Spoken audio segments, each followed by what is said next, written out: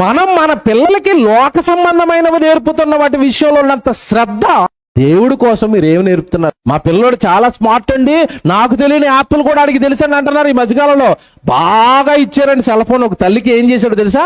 PUBG game ఆడాడండి. ఆడి cell phone లో ఛార్జింగ్ ఇంటర్నెట్ అయిపోయిందట. వాళ్ళ అమ్మ ఫోన్ అడిగాడు, వాళ్ళ అమ్మ ఇవ్వనని చెప్పిందండి. వాళ్ళ అమ్మ ఇవ్వనందు చెప్పినందుకు ఆడు ఏం చేశాడు తెలుసా? వాళ్ళ అమ్మ ఎప్పుడు పడుకుంటుందా అని ఎదురు చూసిరండి.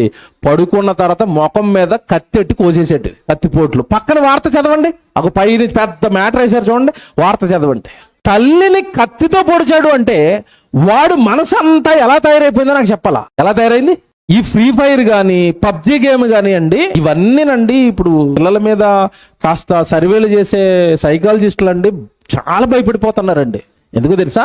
ఆటే కదా అని లైట్ గా తీసుకుంటే పీకలు కోసే డేంజర్ కల్చర్ హడలెత్తిస్తోంది.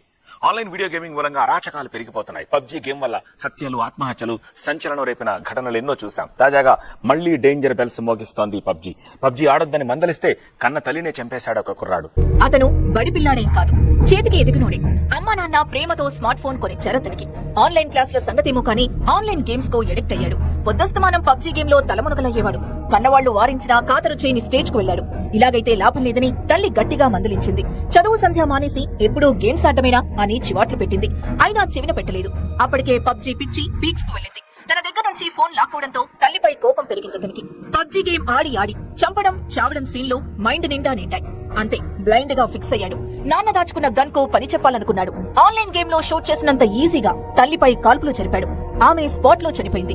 అయ్యో, పిల్ల చేష్టలు ఎంత ప్రమాదకరమో అని ఉసూరుమనిపించే మ్యాటర్ కాదు. చంపితే 10 మందిని చంపాలి అనేటటువంటి మత్తులోకి వెళ్తారు. 10 మందిని చంపితే 20 మందిని చంపాలి, ఎంతమందిని చంపితే అన్ని పాయింట్లు వస్తున్నాయి అనేటటువంటిది ప్రధానమైనటువంటి ఒక కాన్సెప్ట్తో తయారు చేసినటువంటి గేమ్. కాబట్టి అది ఒక అంతులేనటువంటి వ్యాధిగా, ఒక ఎడిక్షన్లా తయారైపోవటం అనేది ఒక అంశం. ఈ గేమ్స్ అన్ని ఏంటంటే అన్నాడు, గన్నిస్తాడండి. గన్నిచ్చుకుని అవతల ఏం చేయాలి? చేయటం, కాల్చేయటం, నరకటం, కాల్చడం, నరకటం, కాల్చడం, నరకటం, కాల్చడం.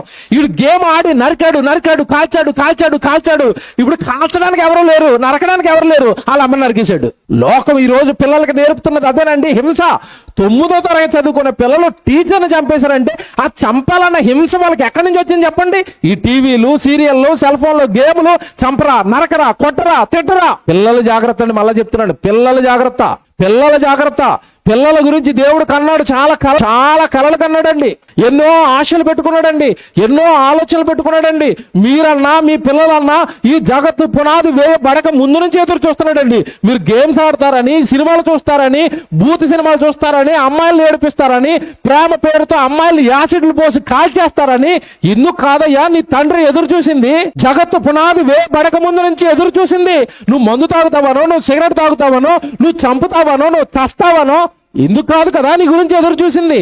ఆయన మహిమకు కీర్తి తెస్తావని, నీ తండ్రి గురించి గొప్పగా నీ బ్రతుకుతో చూపిస్తావని దేవుడి జీవితాన్ని ఇస్తే ఎక్కడయ్యా బ్రతుకులు? దీని అంతటికి కారణం అండి తల్లిదండ్రుల పెంపక లోపం.